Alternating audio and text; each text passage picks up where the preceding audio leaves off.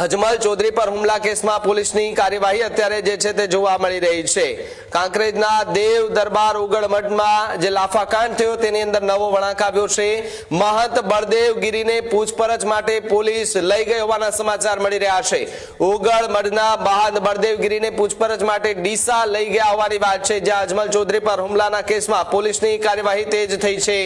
ખાનગી બ્લેક કારમાં મહંતને ડીસા તાલુકા મથકે લઈ જવાયા છે। ચૌધરી સમાજના આદેડ પર હુમલાના કેસમાં હવે તપાસ વધુ તેજ થઈ ચૂકી છે।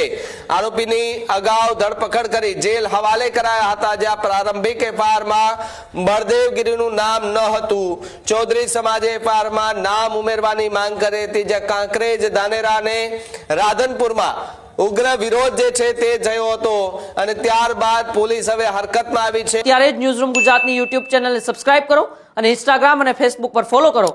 અપડેટ રહો, સત્યની સાથે રહો।